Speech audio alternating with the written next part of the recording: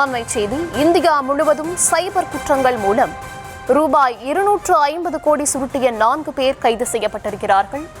விவரங்களுடன் இணைகிறார் செய்தியாளர் முரளி. விவரங்கள் வழங்குகிறார். வணக்கம். தமிழகம் உட்பட இந்தியா முழுவதும் 250 கோடி ரூபாய் சுருட்டிய சைபர் குற்றவாளிகளை உத்தரப்பிரதேச சிறையில் இருந்து சென்னை சைபர் கிரைம் போலீசார் சைதாப்பேட்டை நீதிமன்றத்தில் ஆஜர்படுத்தியிருக்கிறார்கள். தமிழகம் மட்டுமில்லாமல் இந்தியா முழுவதும் சைபர் குற்றவாளிகள் சீன நாட்டு நபர்களுடன் ஒன்றாக சேர்ந்து கிட்டத்தட்ட 250 கோடி ரூபாய் சுருட்டியதாக காவல்துறையினர் தகவல் தெரிவித்திருக்கிறார்கள்.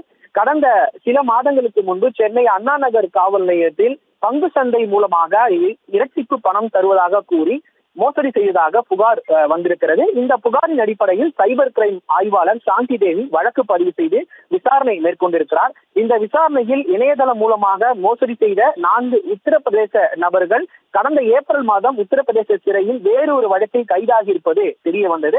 இதனை அடுத்து சென்னை காவல் ஆணையர் உத்தரவுப்படி அண்ணா நகர் சைபர் கிரைம் போலீசார் உத்தரப்பிரதேச மாநிலத்திற்கு சென்று அங்கு இருக்கக்கூடிய சிறையில் டிரான்சிட் வாரண்ட் மூலமாக 4 நபர்களை சென்னை சைதாப்பேட்டை நீதிமன்றத்தில் ஆஜர்படுத்தியிருக்கிறார்கள். அதில் உத்தரப்பிரதேச மாநிலத்தை சேர்ந்த ஜெய் என்பவர், அஸ்வதர் குப்தா, மோகன் சிங் மற்றும் அர்மன், அந்த 4 பேரும் சீன நாட்டு நபர்களுடன் தொடர்பு கொண்டு இந்தியா முழுவதும் இவர்கள் சைபர் குற்றத்தை அரங்கேற்றியது விசாரணையில் தெரிய வந்திருக்கிறது. அது மட்டும் இல்லாமல் சென்னையில் மட்டுமே இவர்களுக்கு 36 வழக்குகள் நிலுவையில் இருப்பதும், அதே போன்று தமிழகம் முழுவதும் 360 வழக்குகள் நிலுவையில் இருப்பதும் தெரிய வந்திருக்கிறது. இந்த நிலையில் தான் தற்பொழுது இந்த வழக்கு தொடர்பாக சைபர் கிரைம் போலீசார் தொடர் விசாரணை மேற்கொண்டிருக்கிறார்கள். சைதாப்பேட்டை நீதிபதி அவர்களை வருகின்ற 30ஆம் தேதி மீண்டும் ஆஜர்படுத்துமாறு ஒரு உத்தரவு பிறப்பித்திருக்கிறார்.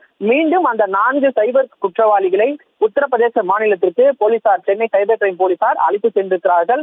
மேலும் தொடர் விசாரணையில் இவர்கள் சீன நாட்டு நபருடன் சேர்ந்து இது போன்ற சைபர் குற்றத்தை அரங்கேற்றியிருப்பதும் தெரிய வந்திருக்கிறது. இது தொடர்பாக தொடர் விசாரணைகள் நடத்தப்பட்டு வருவதாகவும், இன்னும் சென்னையில் எவ்வளவு நபர்கள் ஏமாற்றப்பட்டிருக்கிறார்கள் என்பது தொடர்பாக அந்த குற்றவாளிகளை நீதிமன்றத்தில் மீண்டும் ஆஜர்படுத்தி கஸ்டடியில் எடுத்து விசாரணை மேற்கொள்ள இருப்பதாகவும் சென்னை அண்ணா நகர் சைபர் கிரைம் போலீசார் தகவல் தெரிவித்திருக்கிறார்கள். விவரங்களுக்கு நன்றி.